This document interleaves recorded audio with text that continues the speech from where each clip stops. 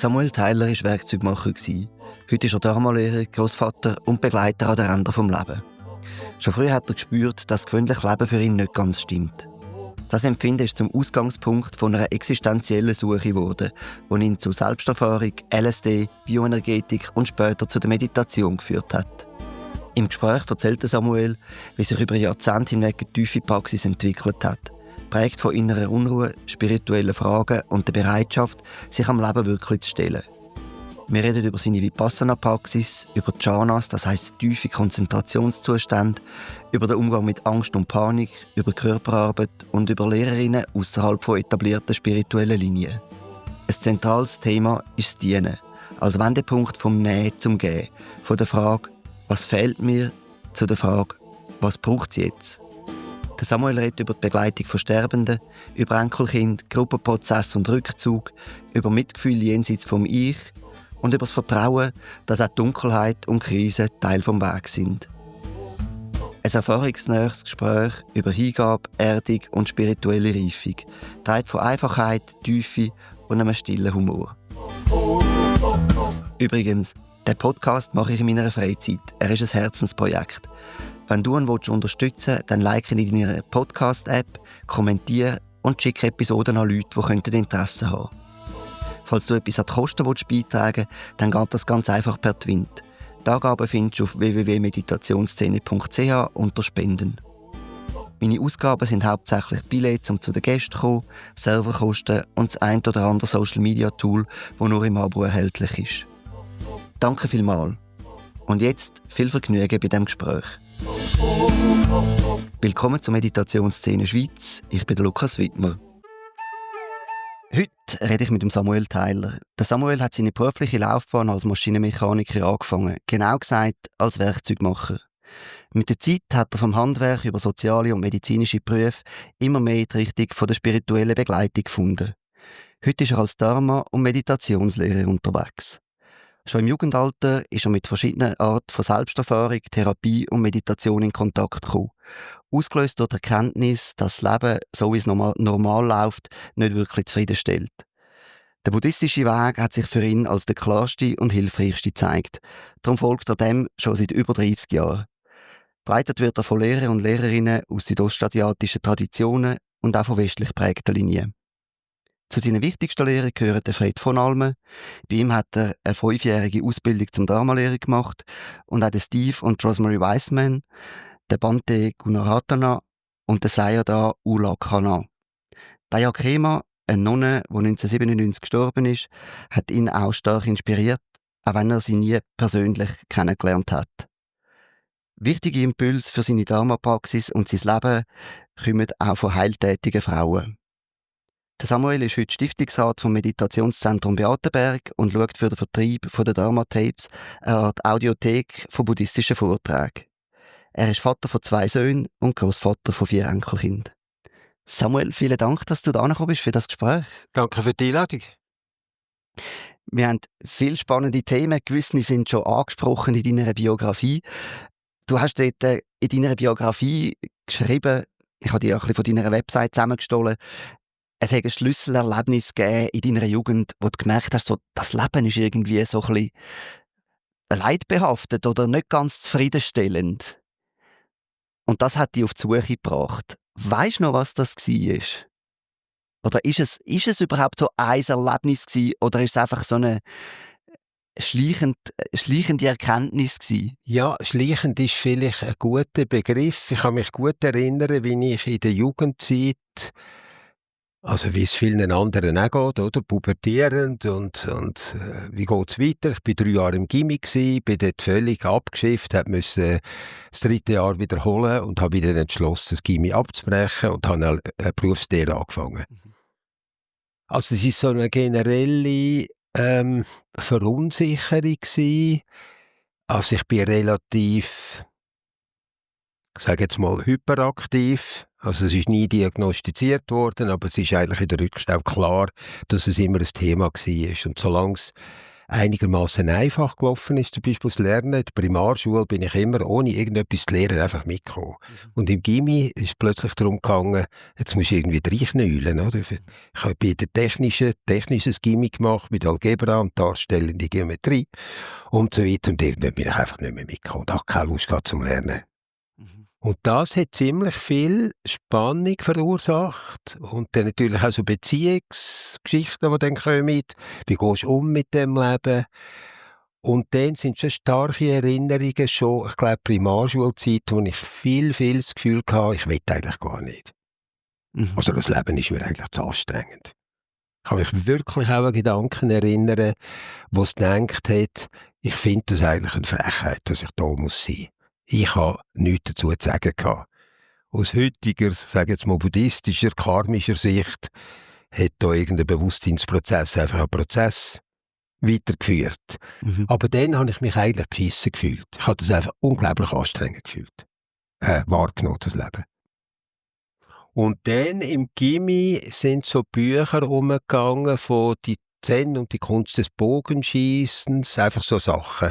Oder vom Erich Fromm, glaube ich, von dem Psychoanalytiker, die Kunst des Liebens. Was sind wir da so in den 70er Jahren? Genau, das ist, warte mal, 68 bis 69 bis 72 bin ich im Gymi gewesen, Anfang 70er. Ja.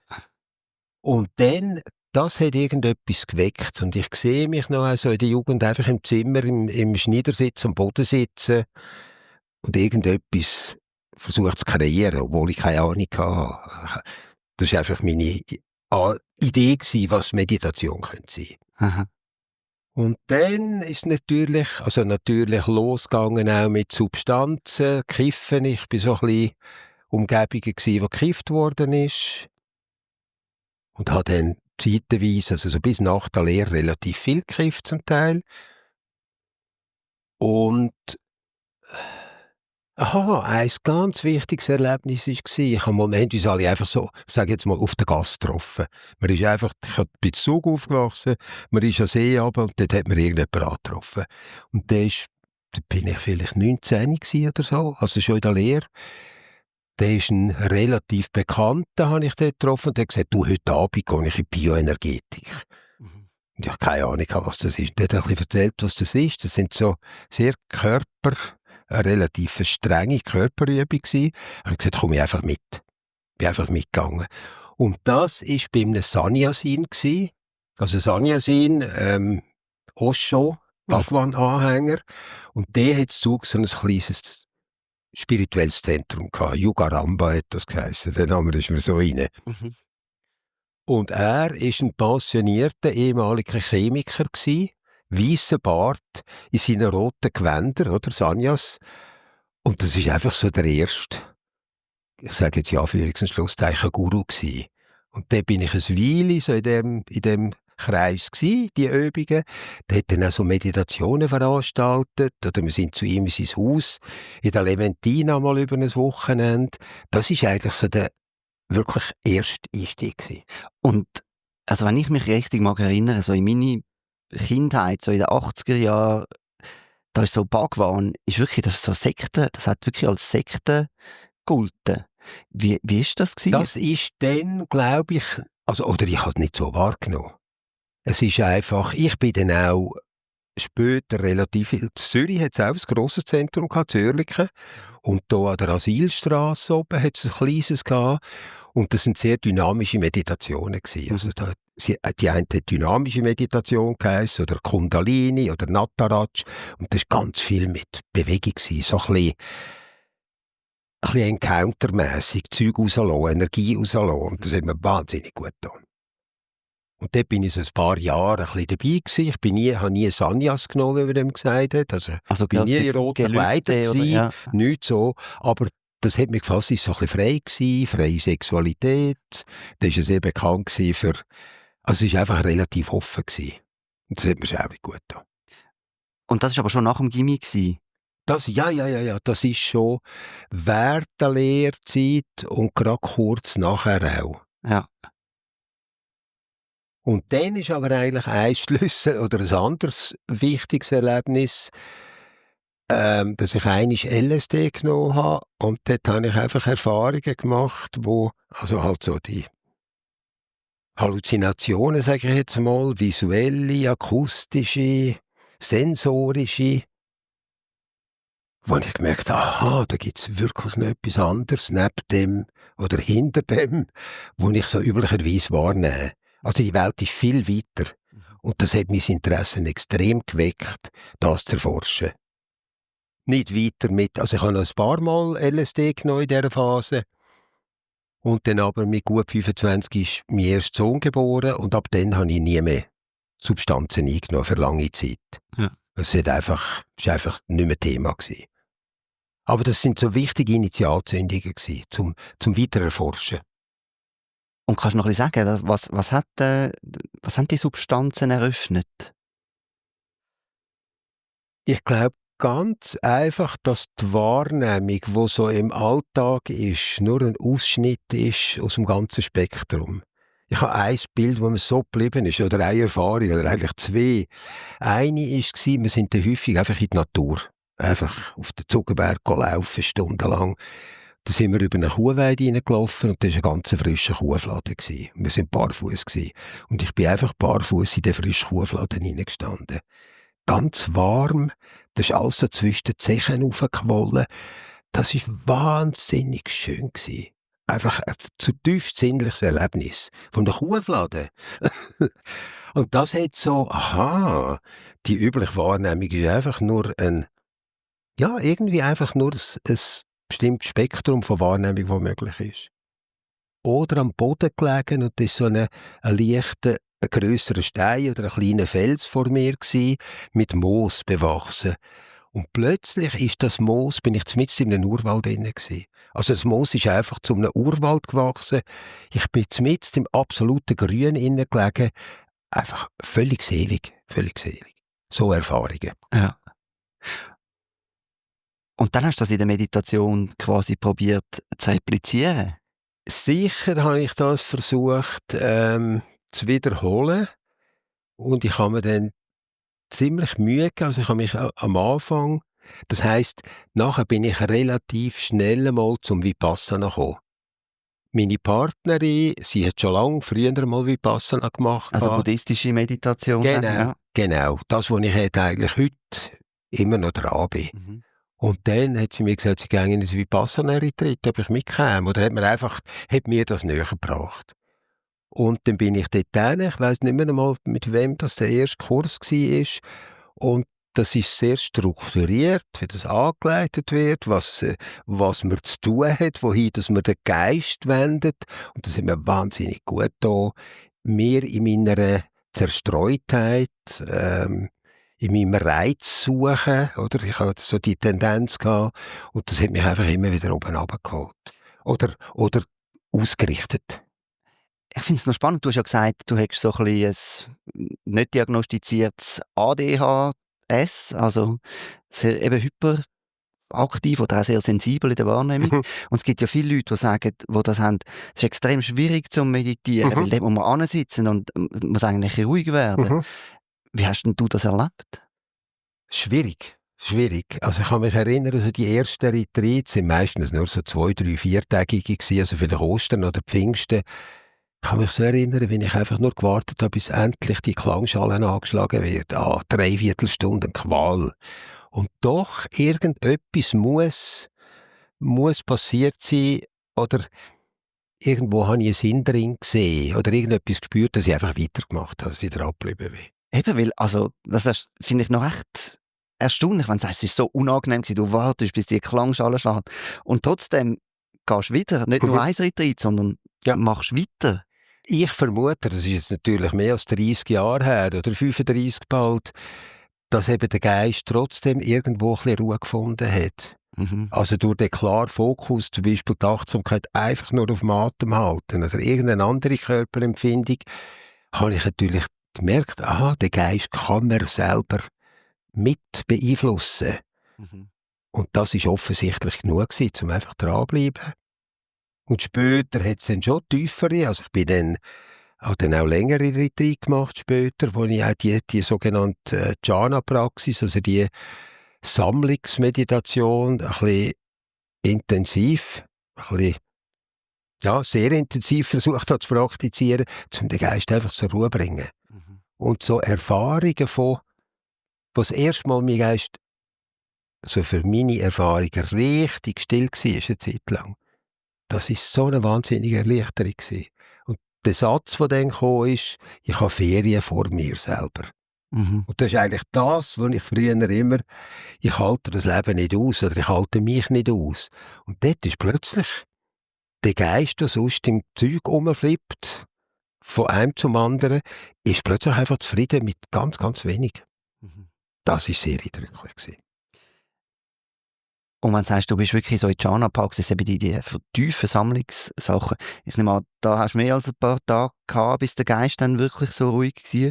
Wie bist du denn damit umgegangen, wo du wieder aus dem Retreat gekommen bist? Weil, also ich kann nur von mir sagen, oder? Also, wenn ich in einem Retreat bin, wo irgendwie mehr als eine Woche geht, dann ist es schon etwas anderes, als wenn ich nur eine Woche gehe, weil nur schon die Ausrichtung vom Geist, dann nimmt sich der Geist vielleicht auch eine Woche, bis er ruhig wird, aber er weiss auch gerade, ich muss nicht nach 2 Tagen dann schon wieder im Geschäft sein oder das machen und dieses machen. Und auch das hilft, glaube ich, dann sehr, in die Ruhe zu kommen. Aber im Alltag schaffe ich es einfach nie, in die gleiche Ruhe zu kommen. Wie bist du mit dem umgegangen? Oder wie war das für dich gewesen? Ich habe einfach gehofft. Aber es ist mir irgendwann klar geworden. Also erstens, dass ich nicht prädestiniert, oder mein Geist nicht prädestiniert ist für den Zugang. Mhm. Dass es bei mir wirklich viel Aufwand gebraucht hat. Also das erste war ein 4-Wochen-Retreat gewesen, wo ich es relativ intensiv geübt habe. Und nachher war ich in einem 3-Monats-Retreat. Mhm. Und dort habe ich schon wirklich tiefe Erfahrungen gemacht. Aber ich musste einfach für mich einsehen, dass der Aufwand für mich zu gross ist. Mhm. Aber allein die Erfahrung, dass der Geist so formbar ist, dass man wirklich mit eigener Übung, mit dem eigenen Hinschauen ganz viel mitgestalten kann, wie das Leben auch aussieht. Mhm. Das ist geblieben. Und irgendwann habe ich wirklich entschieden, ich muss die Energie daraus nehmen aus dieser Praxis. Und dann habe ich mehr, also jetzt ist erst in den letzten Jahren, jetzt bin ich das nächste Jahr wieder 70, dass mir viel wichtiger ist, wie ich mein Leben führe.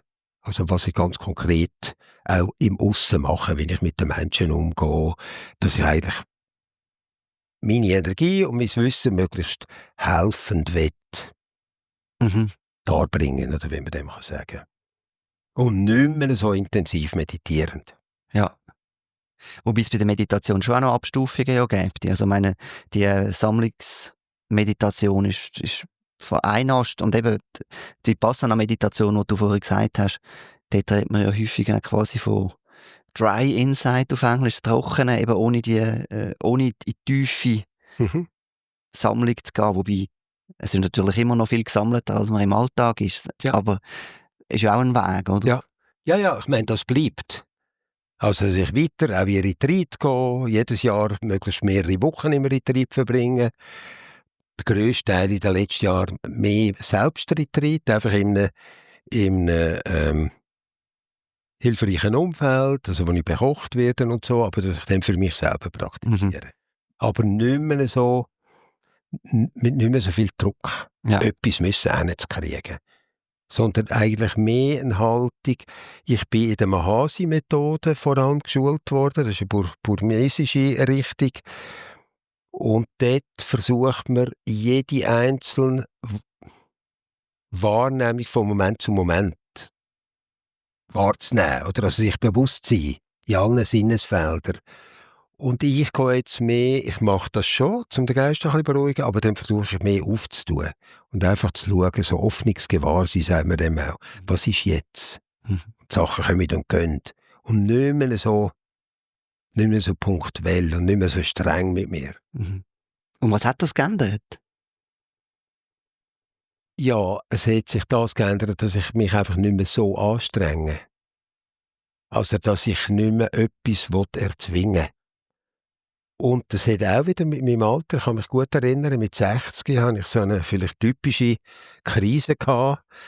Und dann habe ich mich wirklich mal entschieden, ich mache von jetzt an nur noch das, was für mich stimmt. Also, und ich glaube nicht mehr. Oder, sondern ich schaue einfach, was stimmt für mich. Ich gehe den Weg, wo ich nehme mir die Freiheit, den Weg zu gehen, der jetzt für mich stimmt. Das klingt recht radikal.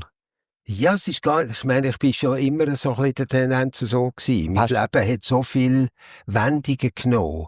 Aber das Bild für mich war so ein bisschen wie Narrenfreiheit. Aber hat das auch geheißen, du sagst irgendjemandem gerade unmittelbar, was du denkst von ihm? Nein, so Muster, so tiefe Muster haben sich nicht grundlegend geändert. Aha. Aber mehr für mich selber die Freiheit, dass ich mich nicht mehr so stark selber in Muster hineinzwänge. Das, was richtig ist. Mhm. Oder was ich meine, sei richtig. Oder das, was mir gesagt worden ist, dass es richtig ist. Mhm. Vielleicht so. Ja, und jetzt kommt schon ein anderer Aspekt rein. Ich habe dir ja schon gesagt, ich habe schon ein paar Frauen, Lehrerinnen getroffen, die so eine sehr weite Wahrnehmung haben, sage ich jetzt einmal. Man könnte sagen, hellsichtig oder einfach die Wahrnehmung wirklich weiter ist. Und das sind immer, also 3 Frauen sind das jetzt konkret gewesen, in den letzten vielleicht 15 Jahren. Sehr, sehr wichtige Impulse. Also eine hat mich zum Beispiel, das war ein Retreat, sind wir vielleicht 4, 5 Tage, eine ganze Gruppe in einem Hotel gewesen. Jede Person hatte ein Zimmer gehabt und wir sind den ganzen Tag in dem Zimmer geblieben, ausser zum Essen. Die Lehrerin ist von Zimmer zu Zimmer mehrmals im Tag bei allen vorbeigekommen. Sie hat nur geschaut eigentlich. Sie hat dich angeschaut und Fragen gestellt. Und nachher Aufgaben gegeben. Ich wollte jetzt nicht auf Fragen eingehen, weil das ist sehr persönlich. Aber was sie gesagt hat, was der springende Punkt ist, ja, sie hat mir eine Frage gestellt und dann habe ich gesagt, eigentlich, ungefähr so habe ich es gesagt, eigentlich habe ich häufig keine Lust, da zu sein. Das war wieder das Thema, das ich schon ganz früh hatte. Und dann hätte ich einfach ganz klar gesagt, bevor du kannst gehen, musst du zuerst ankommen. Das hätte ich absolut ernst gemeint. Mhm. Das berührt mich jetzt noch. Mhm. Und dann hat sie mir die Aufgabe gegeben, ich soll meine Achtsamkeit nur in die Füße bringen, nur die Füße auf dem Boden wahrnehmen. Mhm. Und ich habe die Gehmeditation praktiziert, weil ich auch schon lange die Praxis kennt. Und bin dann auch raus. Und das war auf dem Land draussen, irgendwo in der Gegend von Frankfurt, Deutschland. Da bin ich über einen Feldweg hineingelaufen und meine Füße haben sich angefühlt, als ob sie ganz schwere Gummistiefel stecken, die voll Lehmklumpen sind. Also richtig Gewicht haben die Füße gehabt. Mhm. Und das ist jetzt natürlich Erinnerung, aber das ist so eine Art gsi, ich spüre mich das erste Mal wirklich da stehen. Ich spüre das erste Mal richtig den Kontakt mit dem Boden. Und das war ganz eine tiefe Erfahrung und ich habe nachher, glaube ich, monatelang meine Meditationspraxis war nur noch Achtsamkeit von den Füßen bis zum Becken, die Füße runter bis zum Becken. Mhm. Einfach nach unten erdig da sein. Und das hat dann mit einer emotionalen oder geistigen Einsicht ist das zusammengehangen mit der Zeit. Das hat dazu geführt, dass sich etwas ganz stark geändert hat in meiner Sicht aufs Leben. Und zwar, dass ich angefangen habe, oder versucht habe, das Leben als das, wie es ist, als das Richtige anzuschauen.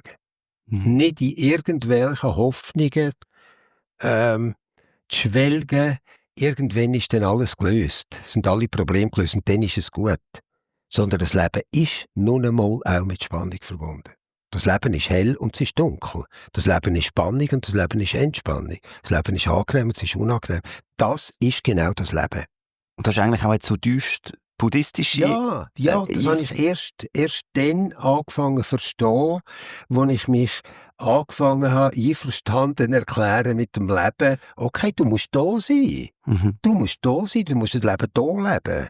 Und nicht in den Träumen. Mhm. Und ich habe schon in der Kindheit, bin ich relativ schnell dissoziiert. Also ich habe die, Führungs- und Schlusszeichen angenehm Gabe, dass mich Geist extrem schnell einfach weg können. Also auch mit Ausserkörpererfahrungen. Wirklich, dass ich mich gesehen habe am Boden sitzen. Also muss irgendetwas im Hintergrund gewesen sein, was sehr belastend war. Also auch viel, viel Albträume in der Kindheit. Das sind einfach Ängste da gewesen, ganz tiefe Ängste. Ja, und dann einfach mich angefangen habe, auch mit diesen Ängsten wieder auseinanderzusetzen, wenn sie wieder auftaucht sind. Den Mut gehabt, einfach immer wieder da hinzugehen, wo es reibt. Und nicht mehr flüchten in das, was möglichst angenehm ist.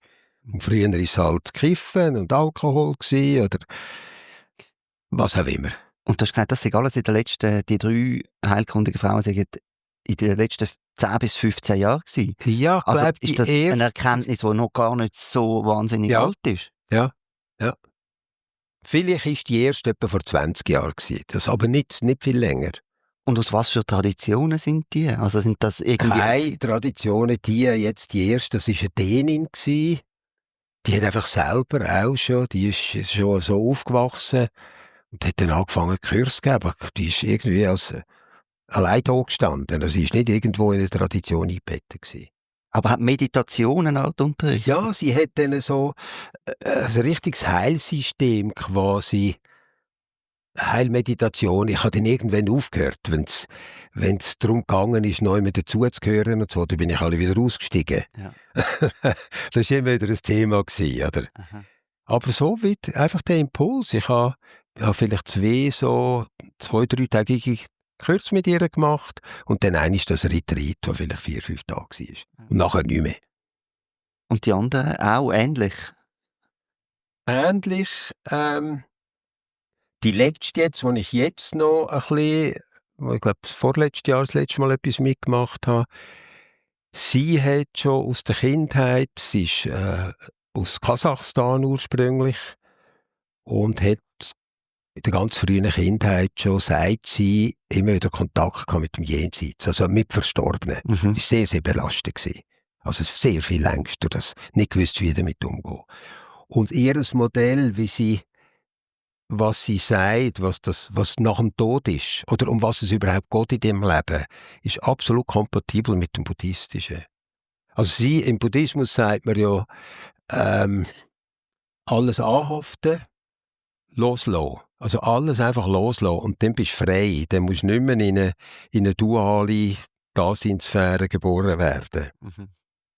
Und sie sagt dem, reaktionslos werden. Also wenn das System nicht mehr reagiert auf alles, weder anhaftet noch ablehnt, dann sind wir frei. Und um das geht es in dem Leben.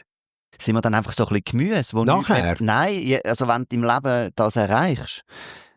Du reagierst auf... Nein, im Gegenteil sogar. Im Gegenteil. Das ist ja scheinbar das Interessante. Je weniger Anhaften und Aversion da ist, also je mehr das Dasein wirklich durchschaut wird, im Sinn von, es ist einfach alles ein Leben. In ganz vielen Formen. Ich sage alle für mich, ich bin einfach ein Partikel in dem Universum. Aber das ist ein Universum, oder vielleicht gibt es mehrere. Und dass die Einsicht, dass ich letztendlich nicht ein selbstexistent abgetrenntes Wesen bin von allem anderen, führt im Gegenteil dazu, dass Mitgefühl unendlich muss wachsen, bis so klar ist, dass wir alles ein Leben sind. Und wenn ich irgendeinem anderen Leben Schaden zufüge, dann füge ich im Leben Schaden dazu, wo ich selber bin. Also es ist völlig irr.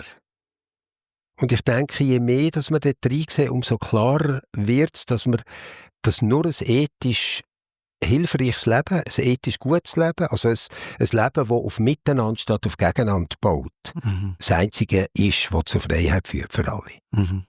Ja. Im Zusammenhang mit diesen heilkundigen Frauen, wie siehst du, ist das etwas gewesen, wo im Theravada so der weibliche Aspekt oder die weibliche Qualitäten, hat das ein bisschen gefehlt? Du hast ja auch in deiner Biografie gesagt, Ayya Khema sei eine wichtige Inspiration für dich, eine grosse Lehre, die du aber nie kennengelernt hast. Also wie hast du das erlebt? Ist das etwas, das ein bisschen fehlt und hast das darum auch reinholen quasi?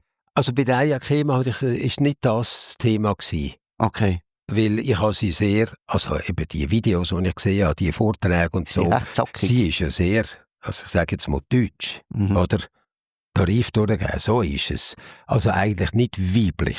Also, ja, Anführungs- und Schlusszeichen. Ja.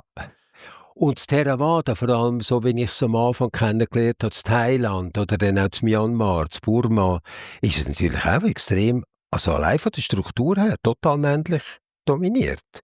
Also Nonnen in Burma haben ein sehr, also ist eine ganz klare, Die haben ja auch keine volle Ordination, nein, oder? nein. Mhm.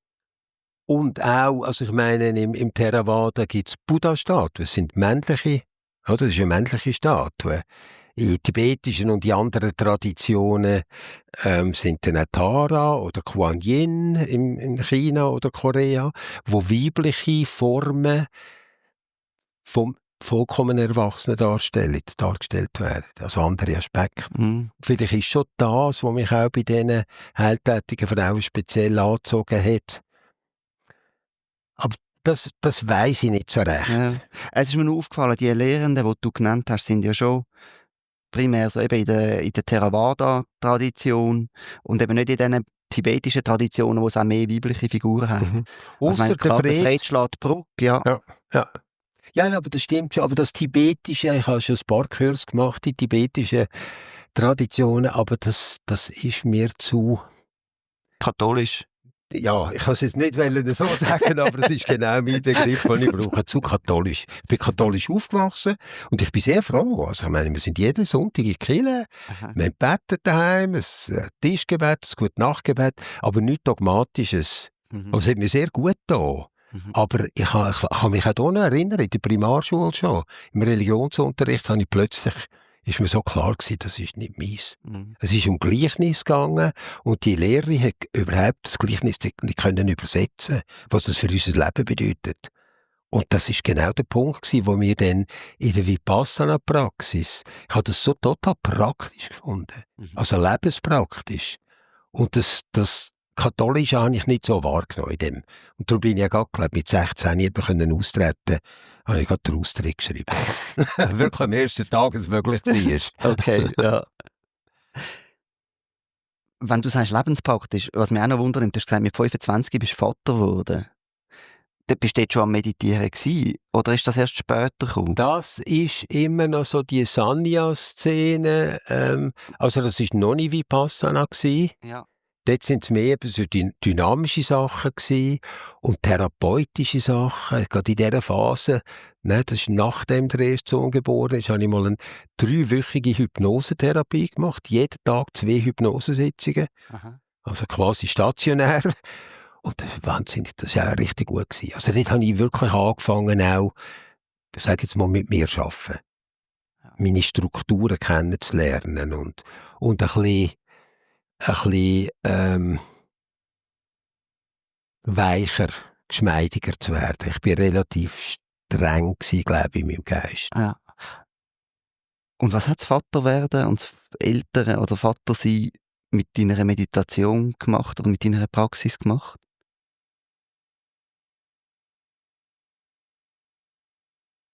Das ist halt dazumal noch nicht so eine regelmäßige Praxis gewesen, sondern ich bin ab und zu einfach mal in so eine Sannyas-Meditation, aber ich habe jetzt daheim nicht meditiert in dieser Zeit. Aber das ist immer ein Thema geblieben. Das war ganz wichtig gewesen, aber es ist natürlich der Hauptfokus oder ein Teil von der Energie ist dann natürlich zum Thema Kind geflossen. Ja. Und das ist aber für mich relativ schwierig gewesen, weil das andere habe ich auf keinen Fall aufgeben. Ja. Also es war klar gewesen, dort Meditation und Therapie und so Sachen, das ist mir eigentlich das Wichtigste für mein Leben. Mhm. Und wenn du sagst, eben, du hast 3-wöchige Hypnosekurs oder fast stationär Therapie gemacht und du bist Werkzeugmacher. Was hast du für ein Umfeld gehabt? Wie haben die reagiert? Das hast du beim Arbeiten irgendwie mit Leuten über das geredet oder ist das irgendetwas, was du fast ein bisschen versteckt hast müssen machen? So, es sind andere Zeiten gewesen, oder? Heute jeder zweite Manager meditiert noch oder macht irgendeine frühe Morgenroutine. Es gehört irgendwie schon fast dazu, aber das sind ja schon andere Zeiten gewesen. Wie hast du das erlebt? Ja, es sind andere Zeiten gewesen, aber es hat dann schon also das ist jetzt schon nach der Lehre gewesen. Ja. Aber während der Lehre zum Beispiel ein Mitlehrling, der ist auch relativ soll ich sagen, ein bisschen freakig gewesen. Mhm. Aber ob wir über so Sachen geredet haben, kann ich mich nicht mehr ganz konkret erinnern. Aber nach der Lehre habe ich nur ein paar Jahre auf dem Beruf geschafft. Ja. Nein, zuerst überhaupt nicht. Zuerst bin ich gerade in einer Zimmerei oder ein Jahr, anderthalb in Zimmereien geschafft, als Hilfszimmermann und dann in der Landwirtschaft. Und dann bin ich wieder auf den Beruf zurück. Mhm. Und dann aber nur 4, 5 Jahre und dann habe ich gewechselt zu, so war es in den 80er Jahren, thermische Solaranlagen sind dort aufgekommen. Und dann habe ich etwa 7 Jahre in einer Firma geschafft, die so Solaranlagen gebaut hat. Also bin ich auf Montage gewesen. Mhm. Und dort sind wir auch, das ist so ein bisschen etwas Alternatives gewesen, ja? Das war total der Anfang gewesen. Ja. Und das hat auch die Leute angezogen. Also Okay. all die Monteure sind dann auch nicht nur, ich sage jetzt, ja, auch ein bisschen speziell gewesen. Ja. Aber wie viel ich mit denen über das austauscht habe, weiss ich gar nicht. Das Ja. war mehr das nähere Umfeld gewesen. Ja. Aber das ist schon so lange her, Ja. Ja. verwischt sich alles. Ja. Machen wir doch einfach in der Biografie mal noch ein bisschen weiter. Also, das hat sich entwickelt, deine Kinder sind gewachsen, du bist immer mehr zum Buddhismus gekommen, hast mehr Kurs gemacht, lange Retreats gemacht. Ja, wie hat sich dann deine Praxis entwickelt? Hat es auch Durchhänger gegeben, Zeiten, wo du irgendwie das Gefühl gehabt hast, oder wo du nicht so meditiert hast und dann wieder stärker? Wie war das gewesen? Also das hat es immer gegeben, genau so Auf und Abs oder Energie und Zweifel. Ja. Ich habe immer wieder Phasen gehabt, wo auch Zweifel ganz stark sind. Und immer in Phasen, also die Praxis ist eigentlich kontinuierlich gelaufen. Das heisst nicht, dass ich jeden Tag daheim gesessen bin, aber dass ich immer wieder Retreats gemacht habe. Mhm. Und eine Erinnerung genau, ich bin einmal in einem Retreat in Thailand, habe ich dem Lehrer gesagt, dass von wegen Fortschritt, das geht eigentlich nicht. Ich habe das Gefühl, es ist immer noch, wie es immer war.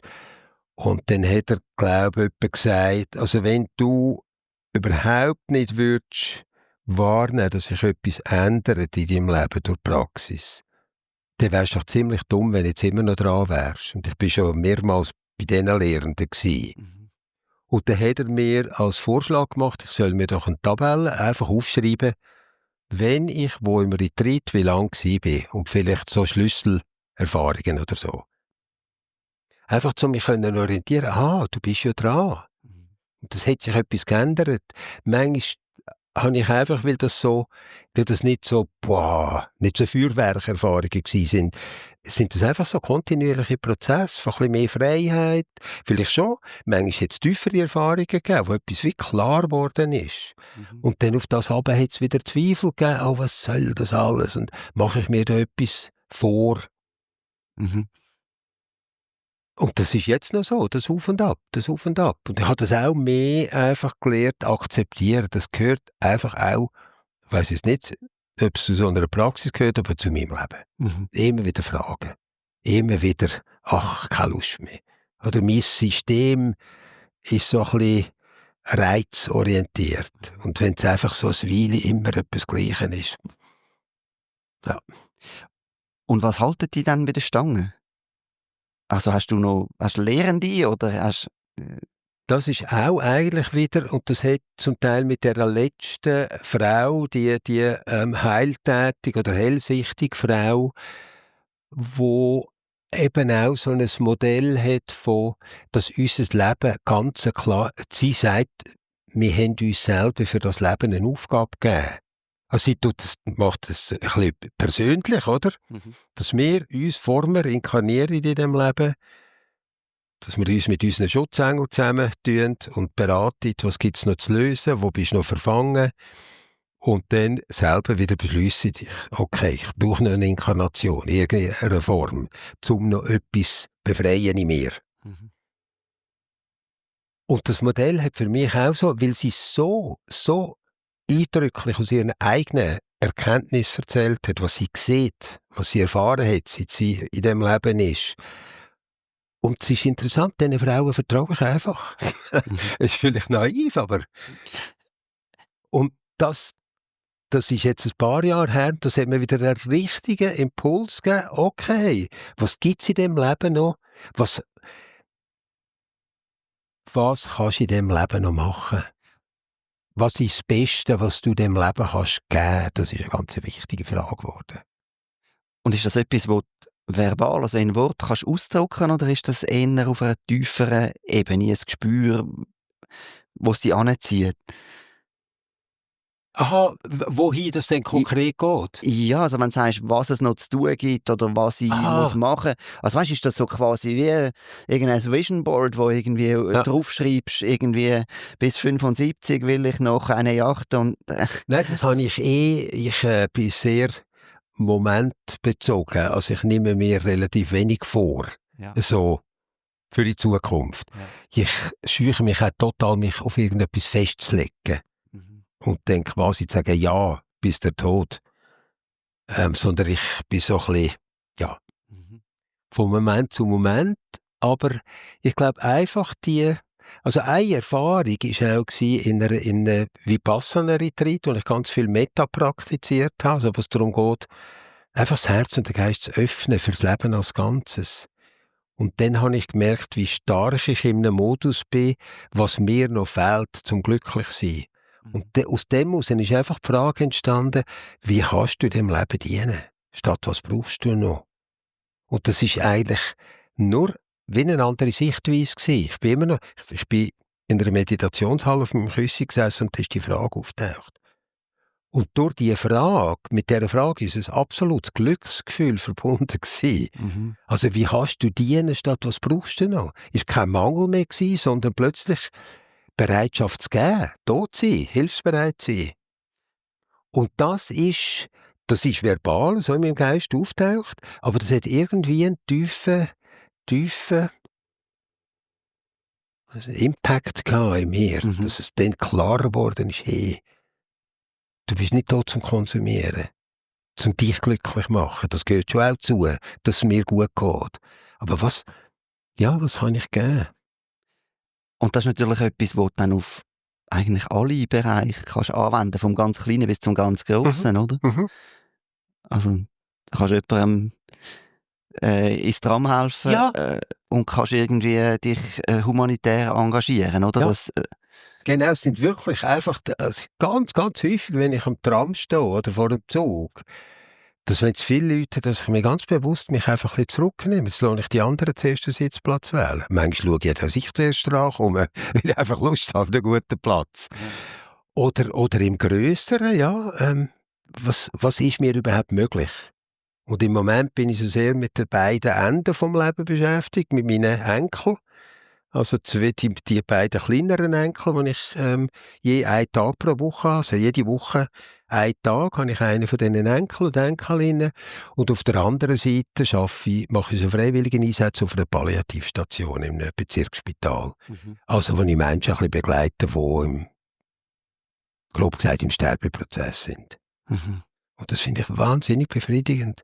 Also mit diesen frischen Wesen, die alles noch so mit offenen Augen noch anschauen.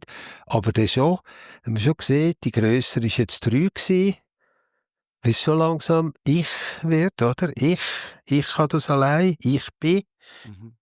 Und noch vor einem Jahr war alles einfach offen gewesen. Einfach zuschauen, wie das Leben so sich bildet, wie das Ich sich konstruiert, die Wesen, was da alles dazukommt. Und am Schluss das Leben, wo einfach alles wieder weggeht und der Schmerz, der zum Teil damit verbunden ist, das Leiden oder auch die Bereitschaft. Okay. Es ist zwar schwierig, aber ich schicke mich rein. Das interessiert mich sehr. Und mich einfach da zur Verfügung stellen. Der Tod ist ja im Buddhismus hat eine wichtige Bedeutung, auch als Meditationsobjekt. Also es gibt die Leichenfeldkontemplationen, wo man anschaut, wie der Körper verwest. Es gibt Meditationen, wo man durch den Sterbeprozess geht, auch in unterschiedlichen Traditionen, unterschiedlich ausgeprägt und unterschiedlich, wie soll ich sagen, ausgeklügelt. Also ist das auch für dich in der Meditation ein Thema? Sterben und Tod? Also es hat Phasen gegeben, wo ich das ganz spezifisch geübt habe, wo das wie jeden Tag ein Teil von meiner Praxis war. Durch die Und also, wie war ein Teil von deiner Praxis gewesen? Dass ich einfach, also wenn ich mich angenommen habe, mich 3/4 Stunde hingesetzt, dass ich einfach die erste Viertelstunde lang den Körper durchgegangen bin, aus was der zusammengesetzt ist. Also Haut und Haar und Nägel und Knochen und Blut und Eiter und andere Säfte und einfach das sind einfach nur Einzel und die Leber und die Lungen und die Gallen und einfach das ist nur so ein zusammengesetztes Ding und irgendwann vergeht das alles wieder. Und das ist ganz sicher, dass mich jetzt das Sterben so interessiert, weil ich mich so mit dem beschäftigt habe und in meiner eigenen Familie 3 Sterbeprozesse mit bekommen habe, also ganz nahe dabei war. Und habe das einfach es fällt mir immer wieder schwer, das zu sagen, aber als etwas wahnsinnig Interessantes empfunden, das Sterben, was da passiert. Also die Mutter war die Letzte, die gestorben ist. Zuerst der Vater und dann eine von der Schwestern und dann die Mutter. Ich bin neben dem Bett gesessen und da war plötzlich klar, ich war ganz allein mit ihr.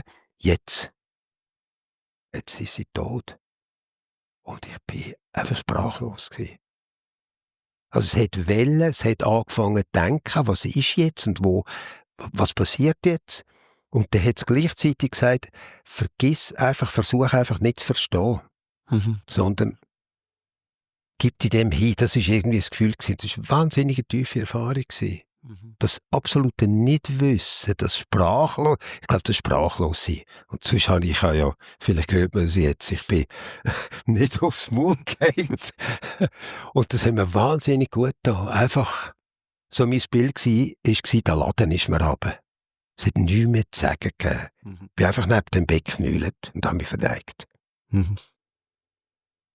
Und wie ist das, wenn du jetzt sagst, du arbeitest in der Palliative Care mit Leuten, die bald sterben werden? Wie erlebst du das dort?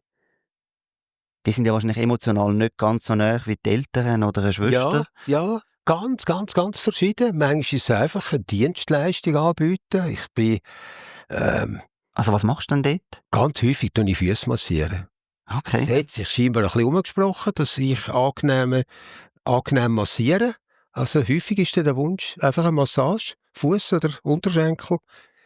Und manchmal rede ich mir damit. Also kürzlich bin ich mit jemandem, der auch selber praktiziert. Also viel auch schon praktiziert hat, sich mit dem Leben beschäftigt, mit sich selber. Das war wahnsinnig interessant. Er hat einfach erzählt aus seinem Leben und ich habe massiert. Ja. Da habe wieder ein bisschen Rückmeldung gegeben, wie es bei mir war bei diesen Themen. Und manchmal gibt es nicht viel zu sagen, sondern einfach da sein. Jemand, der schon sehr, sehr weggetreten ist, vielleicht auch aus medikamentösen Gründen, oder? Wo einfach nur sagt, grüezi, ja, gern, und dann schon wieder weg ist und ich mache meine Massage und sage so, jetzt habe ich fertig. Danke, und dann gehe ich wieder. Aber es ist sehr, sehr, es berührt mich sehr. Ja. Also manchmal ist es wirklich ganz Nähe, gibt es ganz, ganz viel Nähe. Und das sind meistens nur eine halbe Stunde oder 3/4 Stunde, wo ich dann mit einem Menschen zusammen bin. Und ich habe das richtig verstanden, du gehst eigentlich auch einfach als Mensch und nicht als Buddhist, weiss auch nicht, Dharma-Lehrer dort hin, oder, sondern Ganz wichtig. Du gibst, was du kannst geben als Mensch. Aber genau, was gerade das Bedürfnis ist. Ja. Jemand anderem, mit jemandem bin ich ab und zu einfach, habe ihm geholfen, den Rollstuhl vorauszustossen, dass er rauchen konnte. Und dann haben wir ein bisschen geschwätzt. Bei jemand anderem sind sehr spirituelle Gespräche, wirklich. Was stellen Sie sich vor unter dem Tod? Oder? Manchmal entsteht das einfach. Aber es ist ganz, ganz wichtig, dass ich nicht versuche, das will ich auf keinen Fall, irgendeine Welt, irgendeine Ideologie überzustülpen, was ich weiss. Einfach da sein. Es geht eigentlich einfach darum, da zu sein. Und von dem, was du so gehört hast und hörst, ist die Bandbreite gross von den Vorstellungen, was die Leute erwarten, was da passiert? Oder gibt es doch so gemeinsame Nenner, die irgendwie sich am Schluss oder gegen den Schluss zeigen? Also so ganz konkret über den Sterbeprozess reden oder was sie sich vorstellen, was nachher ist, das hat es nur ein paar Mal gegeben bis jetzt. Ja. Vielleicht macht das jetzt erst ein halbes Jahr. Okay, ja. Und das ist vielleicht bei 4 Mal im Monat. Nein, eigentlich ist es einfach lebensgeschichtlich. Jemand, der ganz lange im Nahen Osten gelebt hat und Geschäftsmann, der einfach aus seinem Leben erzählt hat. Und ich habe von meinem Leben erzählt. Und das ist einfach wie man jemanden trifft und man kann einfach miteinander reden und über das Leben reden, ohne irgendwelche Spiritualität oder Sterben, sondern einfach ein bisschen zusammen sein und es gut haben. Ja. Und wenn man es jetzt wieder auf Meditation bezieht, dann, was man ja zum Teil auch gehört, du hast jetzt die Körpermeditation gesagt, eben man kann den Tod kontemplieren, im Sinne von, auch ich werde irgendwann sterben, man weiss nicht genau wann. Und dann kommt häufig so der Vorwurf, ja, das ist doch irgendwie morbid. Mhm. Wie siehst du das? Ich sehe es genau anders. Also bei mir hat es viel mehr dazu geführt, dass ich das Leben noch mehr schätze. Weil es kann ja wirklich, also ich meine, meine Mutter ist am Abend vor dem Fernseher gesessen, sie war 91 gewesen, ist noch in der Physiotherapie gewesen, selbstständig, sie hat alleine gelebt. Sie ist offensichtlich heimgekommen nach dieser Physio, mit dem Bus, mit Umsteigen, alles geklappt, vor dem Fernseher gesessen und am nächsten Morgen gefunden worden vor dem Fernseher. Nicht mehr ansprechbar. Vermutlich ein Hirnschlag, nehmen wir an. Wir haben gar nicht mehr unternommen. Der nächsten Nacht ist sie gestorben. Also es kann so wahnsinnig schnell gehen. Oder Herzinfarkt. In meiner Familie gibt es ganz, ganz viele Infarktgeschichten. Herz-Kreislaufgeschichten. Nein, im Gegenteil. Nützt sich das, was mir zur Verfügung steht, zum Besten. Und hast du das schon immer in deiner Praxis ein bisschen gehabt, oder ist es jetzt auch quasi eine Alterserscheinung? Wenn ich zurückschaue, ist natürlich schon immer ein bisschen das Thema gewesen, was ist hilfreich? Also zum Beispiel Solarenergie in den 80er Jahren, oder? Da bin ich erst 30 gewesen. Ja. Das war so ganz neu gewesen. Es ist mir immer schon darum gegangen, wie können wir das Leben, dann ist mit Solar hat es wirklich angefangen. Nein, schon vorher. Ich meine, als die Kinder klein waren, haben wir möglichst viel Bio eingekauft, haben versucht, uns gesund zu ernähren. Also es war einfach schon Thema gewesen. Keine Ahnung, woher das kommt. Ich habe mich total interessiert für Geburtspraktiken, so Bücher gelesen über das Gebären und also ich weiss nicht, wie ich dazu gekommen bin, mit 4, 25, oder mich für so Sachen zu interessieren. Aber es war eigentlich immer schon Thema gewesen. Also auch der Tod? Oder einfach die Nein, nicht der spirituelle Tod, aber Weg? irgendwie mit im Leben näher zu sein, glaube ich. Und der Tod ist ja nichts anderes als einfach auch eine Phase, also jetzt aus so einer spirituellen Sicht, ist einfach nur ein Übergang. Ja. Am Abend liegen wir ins Bett und schlafen ein, werden unbewusst und am Morgen verwachen wir wieder und sind wieder bewusst. Und den Tod könnte man sich ganz ähnlich vorstellen. Wir wissen einfach nicht wirklich, was nachher ist. Es gibt viele Modelle dazu, aber das lasse ich mir einfach offen. Mhm. Ja, aber das ist interessant und es hat sich wie bei mir, du hast das am Anfang gesagt, oder mit der Biografie, eigentlich immer verfeinert. Ich bin dann auch Homöopath gewesen, etwa 10 Jahre lang. Es ist dann immer ins Feinere gegangen, oder? Homöopathie, also, heisst, das kann gar nicht wirken, weil es gar keine Substanz mehr drin hat. Mhm. Also eigentlich ist es immer ins Feinere gegangen und dann eben in die Meditation, mehr ins Spirituelle. Ja. Das ist wie eine natürliche... Es ist einfach so gekommen. Das Leben hat mich einfach dorthin geführt, sage ich. Und der Entscheid, Meditations- und Dharma-Lehrer zu werden? Das war ganz interessant.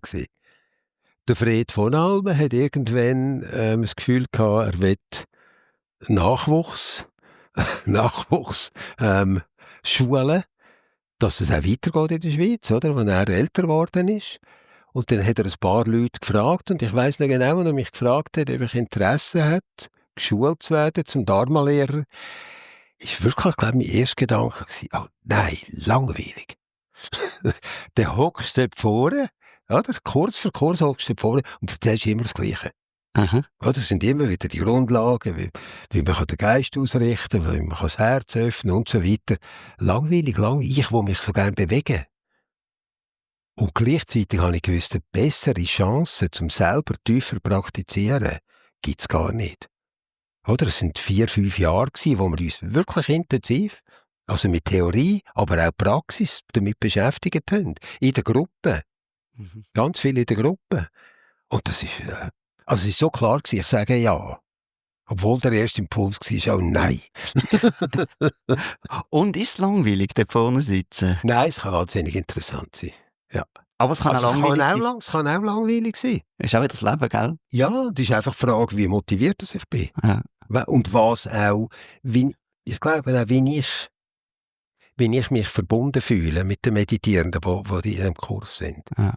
Und ich habe eigentlich am liebsten Kurs, wo so höchstens 25 Leute sind, wo ich ein bisschen, sage jetzt mal, ein bisschen persönlichen Bezug habe, weil ich es mit der Zeit ein bisschen kennenlerne. Ganz grosse Gruppe, 60 oder so, das ist mir ein bisschen zu anonym. Mhm.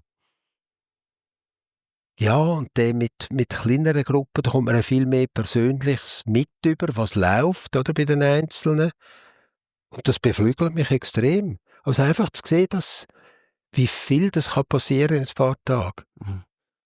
Und eines der schönsten Erlebnisse, glaube ich, für mich war, obwohl es eigentlich nicht eine spirituelle, im tieferen Sinne Erfahrung war, dass mal jemand gesagt hat, sie war vielleicht 35 gewesen, die Frau, dass sie sich noch nie erlebt hat, dass sie eine Woche lang mit anderen Menschen zusammen ist, mit allen Geschlechtern, und nie Angst gehabt hat. Dass sie sich sicher gefühlt hat. Mhm. Also allein die Erfahrung, dass durch das Miteinander in der Gruppe praktizieren, man sich wie einen sicheren Raum miteinander kreiert. Das ist eigentlich schon eine recht krasse Aussage. He? Ja, ziemlich krass. Und das sagt natürlich etwas aus auch über ihre Lebenserfahrungen. Ja. Und allein das finde ich schon. Das ist auch ein Ausdruck vom, ich fühle mich da wohl mit den Menschen zusammen. In einer Gruppe. Ich gehe eigentlich auf in dieser Gruppe. Ich muss mich nicht mehr als Einzelwesen abgrenzen und absichern, sondern ich kann mich niederlassen. Mhm. Und das ist ja eine wunderbare Erfahrung. Das heisst, man kann sich einlassen. Mhm. Das ist für mich fast so und so geworden. Also, wenn nur schon das stattfindet, ist schon ganz viel passiert. Mhm. Gell, und zum langweilig als Damenlehrer sitzt du ja schon nicht nur vorne. Du hast auch noch Gespräche, du bist am Vortrag vorbereitet. Ja, es gibt so viel zu tun. Wahrscheinlich sind die Retreats recht voll für die Lehrer, oder? Ja. Also manchmal ist es relativ ruhig, wo alles einfach so geschmeidig läuft. Und manchmal ist es wirklich herausfordernd, auch mit halt emotionalen und psychischen Krisen. Also von Teilnehmenden? Von Teilnehmenden, ja. Ja. Und was machst du dann, wenn so Krisen da sind? Reden. Ja. Reden und schauen, was ich beitragen kann.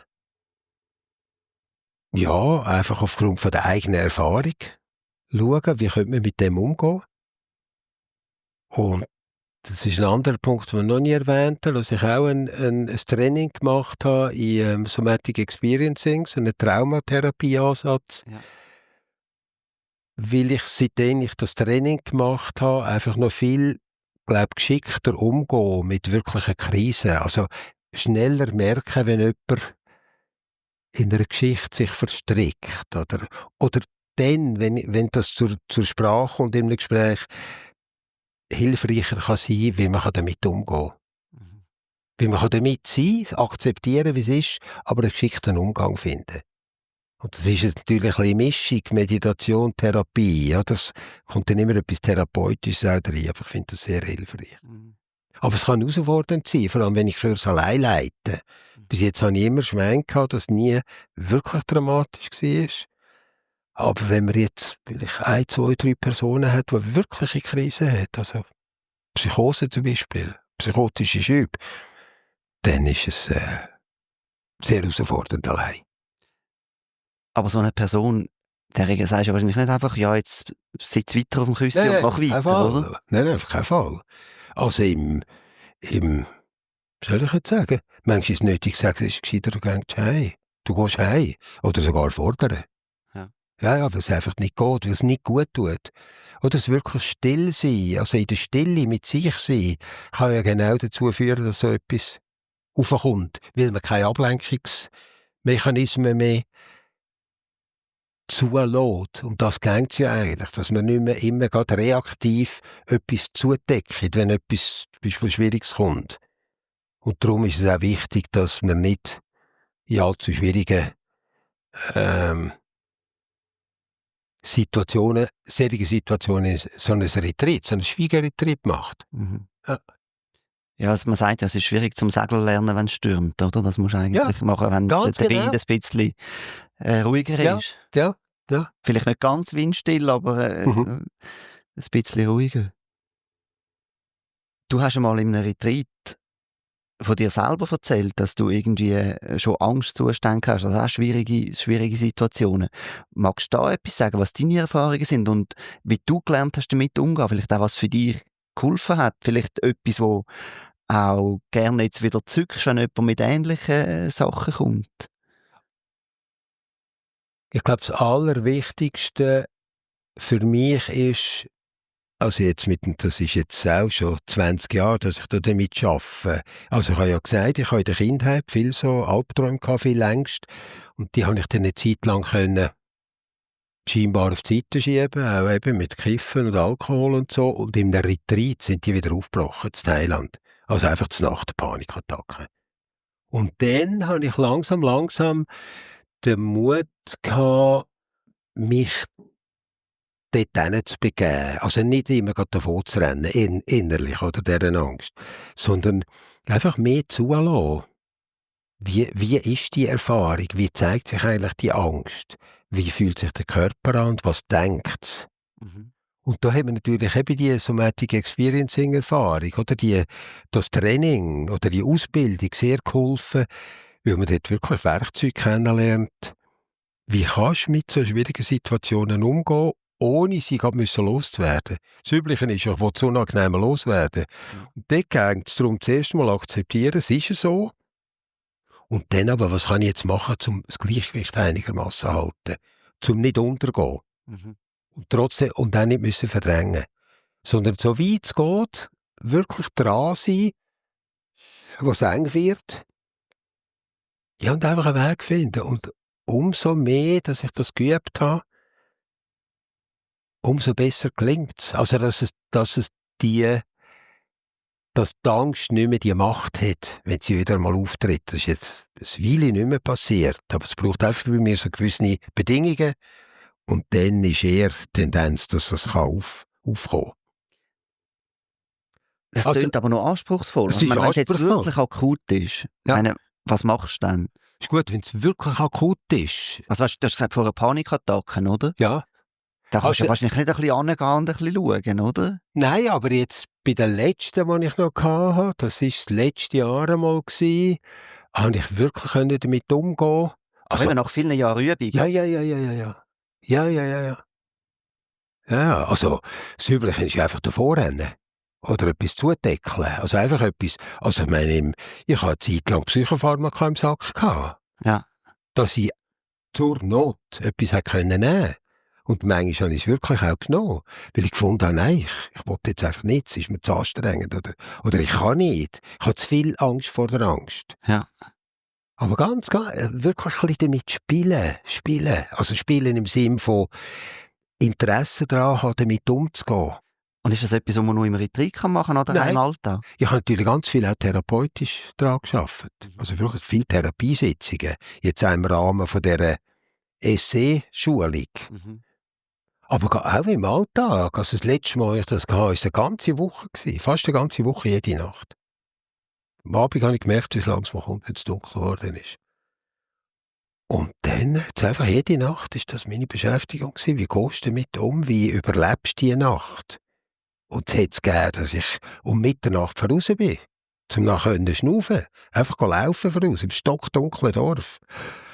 Aber mindestens hatte ich Luft gehabt. Ich hatte einfach Angst gehabt, ich verstecke in der Wohnung drin. Ich halte das nicht aus. Mhm. Und ich hatte einfach den Mut gehabt, durch die viele Erfahrungen, die ich schon gemacht habe, gemerkt, die Erfahrung gemacht, aha, es wird immer etwas, es wird immer wieder ein bisschen weiter. Mhm. Also ich kann mir es zutrauen. Ich habe etwas gelernt daraus. Oder das System hat etwas gelernt daraus. Mhm. Aber das ist herausfordernd, ist klar. Aber das ist auch ein ganz wichtiger Punkt. Das war meine Meditationspraxis, weil da geht es darum, hinzuschauen. Wirklich sich... Pema Chodron ist eine ganz bekannte Lehrerin in einer tibetisch-buddhistischen Tradition. Sie hat ein Buch geschrieben, «Geh an die Orte, die du fürchtest». Geh genau dort hin, wo es weh tut, wo es reibt, weil dort kann Lernen stattfinden. Dort, wo es einfach nur angenehm ist es angenehm. Ist völlig okay, geniesse das Angenehme. Aber tu nicht alles Unangenehme vermeiden, sondern hab, hab immer wieder den Mut, dort hinzugehen, wo es ein bisschen reibt. Mhm. Weil dann wird dein eigene, mein Bild dafür ist, mein eigenes Feld wird dann immer weiter. Mhm. Also wenn ich alles Schwierige loshaben, verdrängen, dann tue ich mein ganzes Erfahrungsspektrum einengen. Ich kann nicht nur das Schwierige loswerden und nebendran ist das Gute immer noch da, das Angenehme, sondern ich tue das ganze Spektrum einengen. Das heisst, wenn ich wirklich Freude erfahren will, muss ich auch bereit sein, das Leid zu erfahren. Mhm. Dann ist einfach das Leben weiter. Mhm. Es ist dann auch interessanterweise, aber nicht nur angenehm. Wenn es so Reibung braucht, wie du jetzt gesagt hast, heisst das auch, es braucht eigentlich auf einem spirituellen Weg quasi so jetzt kann ich es nicht sagen, Schicksalsschläge und so ein bisschen das, was manchmal so auch als The Dark Night of the Soul, also so die dunkle Nacht der Seele, die dunklen, depressiven Zustände. Gehört das dazu? Braucht es das? Oder ist das eher optional? Also man kann auch, es gibt eine Entwicklung ohne das. Also meine eigene Erfahrung, und das geht, glaube ich, den meisten Meditierenden so, sie fangen an zu praktizieren, weil nicht alles einfach nur angenehm ist. Also es ist ein gewisses Leiden da. Oder der buddhistische Begriff vom Dukkha. Ja, so die, Dukkha meint einfach die Unzulänglichkeit, Mhm. weil das Leben in Polaritäten ist, angenehm und unangenehm. Und das ganze Spektrum, das ist einfach das Leben, das ist die Tatsache von dem Dasein, in dieser Sphäre, auf dem Planeten. Mhm. Und wenn man das, und das wird ja auch gesagt, jetzt in der buddhistischen Lehre, dass darum das menschliche Leben so sehr, sehr wertvoll ist, weil wir Menschen so ein grosses Erfahrungsspektrum haben, von angenehm bis unangenehm. Und durch die Entwicklung von unserem Geist das Ganze bewusst wahrnehmen und beeinflussen. Also, dass wir nicht einfach all dem Geschehen ausgeliefert sind, sondern dass wir wahrnehmen können, jetzt ist es angenehm, jetzt ist es unangenehm, und dann können schauen, aha, das Unangenehme, kann ich da dazu etwas beitragen? Oder ist es überhaupt nötig? Oder ist es einfach so ein altes Muster, das da läuft und darum ist es unangenehm? Also habe ich mich selber wieder in einen eigenen Sumpf manövriert? Ah nein, es ist eigentlich nicht nötig. Also kann ich wieder einen Schritt aus dem Sumpf raus machen. Mhm. Dass wir die ganz grosse Fähigkeit haben, das Spektrum an Sinneserfahrungen, angenehm und unangenehm wahrzunehmen und bewusst damit umzugehen. Aber angenehm und unangenehm und irgendwie Krisen und Schicksalsschläge sind ja schon nochmal zwei Sachen. Ja, aber ein Also ist Schicksalsschlag einfach oder eine sehr Krise, unangenehm. ja ganz genau. Aber muss es sehr unangenehm sein Nein, ich oder denke nicht, es genügt es, muss wenn man ab nicht. und zu den Zug verpasst? Es gibt offensichtlich Menschen, die einfach mit einem ganz tiefen Bedürfnis nach spiritueller Praxis schon geboren werden, könnte man sagen. Mhm. Wo das wie in der DNA, oder buddhistisch würde man sagen, einfach karmische Bedingungen, also dass die Menschen schon so viel praktiziert haben, oder der Bewusstseinsstrom, dass es schon von Anfang an klar ist, da geht es weiter.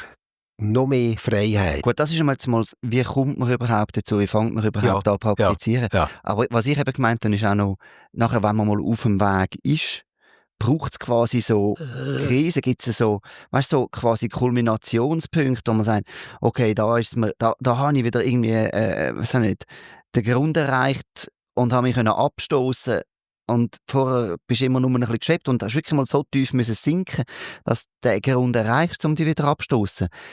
Gibt es so etwas oder ist das, kann man das nicht so sagen? Also bei mir ist das ein wichtiger Punkt immer wieder gewesen. Ja. Das eigene Leiden erfahren. Wenn ich wieder festgefahren bin oder war. Dass das wieder einen Anstoß gibt. Weil ich kenne das so gut, wenn es angenehm ist. Wenn es einfach so läuft und die Erfahrungen nur angenehm, dann ist das Bedürfnis zum wirklich hinschauen nicht mehr so stark. Mhm. Also mir tut es gut. Also gut. Es führt mich immer wieder dorthin. Das Leiden führt mich immer wieder dorthin, genauer hinzuschauen. Versuchen, geschickt mit dem Leben umzugehen. Mhm. Ob das für alle so ist, weiß ich nicht, aber ich denke für sehr viele. Mhm. Und solange wir, ja, mal vom, das ist jetzt ein ganz anderes Thema. Irgendjemand hat einmal gesagt, es ist so mehr um Politik gegangen und Aufstände, also um den arabischen Frühling. Solange Menschen genug konsumieren können, genug viel angenehme Erfahrungen können machen können, solange sind sie einigermaßen still. Und solange ist auch das Bedürfnis zum wirklich Praktizieren in so einer Form nicht gross. Und sobald es schwierig wird, werden wir irgendwie gezwungen, wenn wir nicht einfach in das Schwierige versinken. Ich denke schon, dass das ein ganz wichtiger Teil ist. In dieser Aussage schwingt aber für mich auch noch ein bisschen etwas Gefährliches mit. Ich meine, wenn ich dann in gewisse Teile der Welt schaue, ist es ja im Moment wirklich grausig, oder? Ja. Und also, wenn ich jetzt an Palästina denke, aber auch auf dem afrikanischen Kontinent, wo es Krieg und Bürgerkrieg und Vertreibungen gibt, Pakistan, wo irgendwie 1 Million Afghanen zurücktreibt in eine sehr unsichere Zukunft. Also du kannst eigentlich auf jeden Kontinent schauen, Ukraine natürlich, auch Russland, wo wahrscheinlich auch traumatisierte Soldaten schafft bis dort und hin raus. Also es ist so viel Leiden da und man könnte das jetzt auch ein bisschen verstehen, ja, die haben jetzt alle einen Haufen Anregungen, um ein bisschen praktizieren. Das ist ganz, ganz heikel, das Thema, oder das so anzuschauen. Weil was da alles mitwirkt, dass es so ist, wie es gerade jetzt ist. Zum grössten Teil habe ich ja keinen Einfluss darauf. Mhm. Das Interessante finde ich einfach, wenn in so wirklich schwierigen Situationen, und gerade im Moment ist es ja, also ich meine, man könnte ja nur noch heulen, oder? Wenn wir das Leiden jetzt im Moment anschauen, gerade Palästina, oder? Menschen, die einfach ausgehungert werden. Hunderttausende oder Millionen. Was interessant ist, dass es immer wieder Leute gibt, wo, auch wenn man in so Situationen innen ist, dass man verschieden damit umgehen kann. Mhm. Oder dass die einen haben die Energie, die Widerstandskraft, um etwas daraus zu machen, sage ich jetzt mal für sie, einigermaßen gesund zu überleben. Und andere gehen einfach unter. Mhm. Aber das hat jetzt nichts. Manchmal wird Karma, es ist halt dein Karma, oder, wenn es dir schlecht geht. Das finde ich ganz heikel, das würde ich nie so anschauen. Mhm. Und ich finde eben auch die Erwartung dann schwierig, die so mitschwingen kann, ja, eben, das Leiden ist halt da und wenn man richtig praktiziert, dann kann man quasi mit allem umgehen. Eben, wenn kein Essen mehr kommt und irgendwie, weiss auch nicht, nur schon musst anstehen, bis du irgendwie einen Schluck Wasser bekommst, dann hast du vielleicht dann auch keine Zeit, um dir irgendwo mal den Geist zur Ruhe zu bringen oder dich zu sammeln, oder? Genau, das ist natürlich überhaupt ein ganz wichtiger Punkt, dass solange wir nur mit dem Überleben beschäftigt sind, also mit Essen, mit Trinken, mit Dach über dem Kopf, dass wir einigermaßen sicher sind, ist ja gar keine Energie da, um sich mit so etwas wie nach dem Tod zu beschäftigen. Oder dann geht's, das biologische Wesen will einfach überleben. Mhm. Das ist so das tiefste Bedürfnis. Und aus dem heraus kommt ja auch wieder so viel Leiden, dass wir alles dafür tun, um selber zu überleben. Also, dass es, ja. Du hast jetzt gesagt, eben, man könnte eigentlich heulen, wenn man sieht, was so läuft. Wie schaust denn du auf die Welt? Manchmal muss ich ganz bewusst nicht auf die Welt schauen. Also, gerade jetzt in der letzten Zeit finde ich es, ich weiss nicht, ob es, wohl, ich glaube, es ist einfach wahnsinnig überspitzt im Moment. Wahnsinnig viel Leiden. Viel. Massiv. Und ich habe vielleicht die naive Hoffnung, ich habe wirklich noch die Hoffnung, dass wir irgendwann so als Gesamtmenschheit, dass uns wie das Licht aufgeht. Du bist eben doch noch ein bisschen ein Kind von der 68. Ja, ja. Weil, also wenn ich genau hinschaue, ökologisch, politisch, sehe ich eigentlich zum grossen Teil Niedergang. Einfach Niedergang. Es wird einfach immer schlimmer. Mhm. Immer mehr Menschen, die immer mehr konsumieren, immer mehr Schaden anrichten, zum grossen Teil, durch das überhaupt das Dasein. Und dann wird es immer enger. Und dann müssen wir uns Raum schaffen. Den Raum nehmen wir auf Kosten von den anderen. Oder sie haben plötzlich wieder ein paar Millionen kein Wasser mehr, weil es nicht mehr regnet. Also ich meine, es kann nur noch schlimmer werden, wenn ich realistisch bin. Also ich habe keine Ahnung, wohin das führt. Okay, das haben wir alle nicht. Ja. Aber ich habe die Hoffnung, dass es irgendwann einen Klick macht. Oder, ich meine, ich weiss nicht, ob das fatalistisch ist, aber manchmal denke ich, wenn wir uns selber vernichten, die Menschheit, sind wir einfach nicht mehr da. Also vielleicht verjagt es den Planeten auch mal, vielleicht gibt es, weiss ja nicht, wieder einen riesigen Meteoriteneinschlag oder irgendetwas. Mhm. Aber in dem ganzen kosmischen Geschehen ist ja das alles nur so Partikel, also so wie einfach ein Augenaufschlag und dann ist das Auge wieder zu und dann ist die Menschheit schon wieder vorbei. Ja. Also jetzt, Die die kosmischen Millionen, Dimensionen, ja. ja. Und so gesehen ist es nicht so ein wahnsinniges Drama. Aber natürlich, wenn ich jetzt ganz konkret hinschaue, ich meine, ich lebe nicht mehr in Zürich, ich lebe ein bisschen auf dem Land, oder? Manchmal, wenn ich durch Zürich laufe, ich sehe so viel mehr Leiden als bei mir im Dorf. Ja. Also es ist, und das ist ja ein wahnsinnig hohes Maß an Wohlstand, das wir hier haben. Ja. Und Versorgung. Und trotzdem. Aber wenn wir jetzt mal noch nicht beim Extrem sind, dass der Planet irgendwie von der Sonne geschluckt wird oder dass der Meteorit einschlägt oder dass die Menschheit jetzt gerade ausstirbt, gleichzeitig aber vielleicht auch noch nicht gerade das Wunder passiert, dann heisst es stehen uns wahrscheinlich schwierige Jahre und Jahrzehnte bevor als Menschheit. Stelle ich mir vor, ja. Was für eine Rolle kann denn da Meditation spielen? Ich schaue es am liebsten ganz persönlich an. Also was kann ich in meinem direkten Umfeld, also in meiner Familie, mit meinen Freunden und Freundinnen, was kann ich da dazu tun, dass uns wohl ist, dass wir offen sind, sage ich jetzt einmal. Dass wir, also das, ich denke auch meine Meditationspraxis schaue ich zum grössten Teil, zum grossen Teil, eine Art wie als Friedensarbeit an.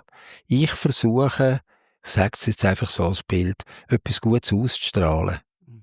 Dass das kann weiterstrahlen. Einfach und viel mehr kann ich nicht, wenn ich nicht wirklich eine Machtposition habe oder politisch wahnsinnig aktiv bin, dass ich einfach in meinem Kreis das Beste tue. Also eben möglichst ökologisch leben, möglichst friedvoll, hilfreich. Ja, es ist wenig. Aber wenn es überall so Inseln gibt, auf dem Planet, Hunderttausende, die sich gegenseitig weiter anstecken, ist einfach die Hoffnung, dass das mehr sich ausbreitet als das Dunkle, sage ich jetzt einmal. Ja. Wir werden es sehen. Vielleicht Richtung Schluss noch ein, zwei Fragen. Gibt es eine zentrale Einsicht, die du gerne schon früher gehabt hast, die du erst relativ spät gehabt hast? Ich glaube, nein, das ist jetzt alle auch mein Gefühl oder mein Eindruck, es kommt alles zur richtigen Zeit. Selbstverständlich hätte ich schon früher gewisse Sachen, hätte ich nicht so viel müssen herausfinden selber oder leiden. Aha. Aber eine wichtige Einsicht war einmal, das war noch in vorbuddhistischen Zeiten, in einem ganz anderen Kontext. Es ist alles perfekt, genau so wie es jetzt ist. Es gibt am gegenwärtigen Moment überhaupt nichts zu ändern. Man muss nichts dazu tun, man muss nichts wegnehmen. Es ist, wie es ist. Der jetzige Moment ist, wie es ist. Und kannst du immer in dem sein? Nein. Aber das ist jetzt noch manchmal, wenn ich merke, dass es sucht oder sich wehrt, sehe ich genau, wie ich da gesessen bin, Blick in die Bayerischen Alpen, es war auch eine Art Retreat und es war einfach so klar. Im Moment ist alles okay. Und von dort aus musst du schauen, wie geht es weiter. Was tust du jetzt am gescheitsten? Aber jetzt ist, wie es ist. Und das ist so eine Befreiung. Und das impliziert natürlich, das ist ein bisschen schwierig, dass eigentlich alles okay ist, wie es ist. Also jetzt zu deiner vorherigen Frage, auch die schwierigsten Situationen im Leben. Die Frage ist immer, wie gehen wir weiter? Also okay im Sinn von es ist, wie es ist. Also wenn ich mich gegen den jetzigen Moment wehre, bin ich einfach nur im Widerstand. Und wir haben so das Muster, dass wir uns gegen jeden Moment wehren. auch der Nächste und der Übernächste. Also, dass man eigentlich in dem Sinn auch immer wieder alles in die Zukunft verschiebt. Aber wenn ich ganz da sein und sage, jetzt ist der Atem, jetzt fühlt er sich eng an, der Handschweiß, zum Beispiel jetzt mit Angst. Aha, aber kann ich jetzt einfach... Eine von meinen Therapeutinnen hat in so die Situationen alle gesagt, darf das sein? Darf es einfach sein? Es ist Und was ist, wenn von tief innen eine Antwort kommt, nein? Ich will eigentlich nicht, ich will es anders. Ja. Ich will es anders, ja, ganz häufig.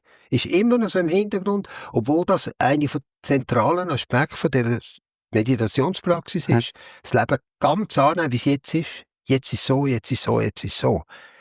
Und das sind so tiefe Muster, wo es könnte aber noch. Oder es müsste noch, du müsstest noch, oder du solltest noch, oder... Aber das auch immer wieder zu sehen. Ja, und ich meine, eigentlich ist auch das dann eine Art von Loslassen, oder? Ja. Also wenn du das nicht mehr willst, dann hast du auch losgelassen, also Ja. was wir am Anfang mal gesagt haben. Ja. Aber auch wenn man sich nicht mehr wehrt dagegen, dass der innere Anspruch da ist, es müsste anders sein. Oder? Wir tun immer kaskadenartig, setzen wir noch eins drauf. Auch das, du sollst nicht so denken, du sollst nicht denken, dass du so denkst. Und so weiter.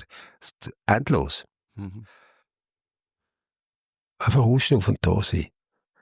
Wie geht es jetzt weiter? Was kommt als nächstes?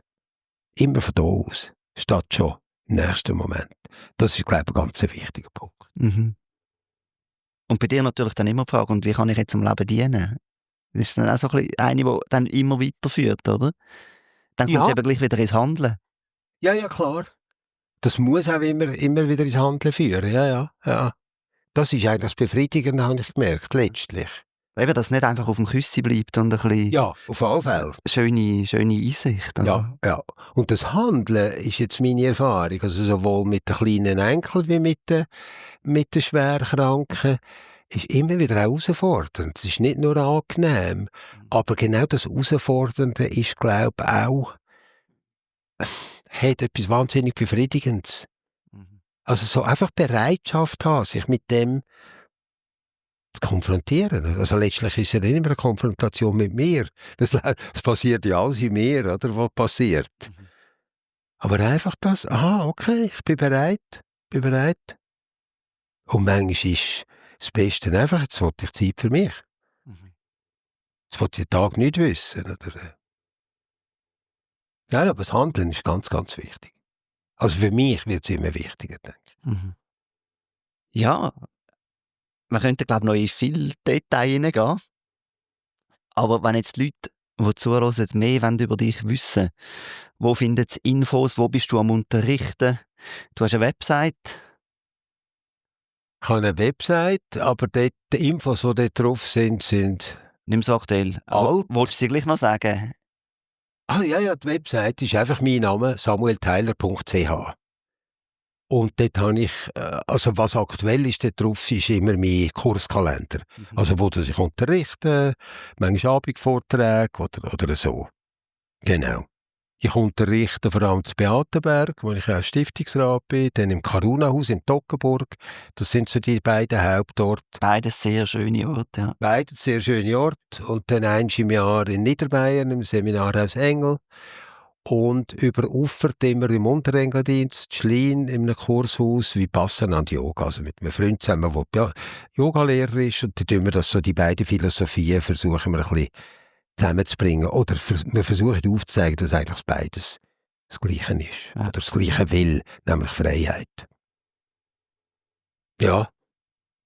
Und solange ich noch mag, lehre ich weiter. Aber ich lasse mir offen, dann auch irgendwann zu sagen, ja, ich sehe es dann. Nimm mir nichts vor. Hey, Samuel, ich danke dir ganz herzlich für deine Zeit und für das spannende Gespräch. Vielen Dank, Lukas. Es war wirklich sehr interessant. Ja, hat Spass gemacht. Danke. Das war Meditationsszene Schweiz, ein Podcast von mir, Lukas Wittmer. Ich freue mich über deine Rückmeldungen, Gedanken zu dieser Erfolg oder auch Vorschläge für spannende GesprächspartnerInnen. Ich hoffe, du hast aus dieser Folge etwas für dich mitnehmen und wünsche dir eine gute Zeit und bis zum nächsten Mal.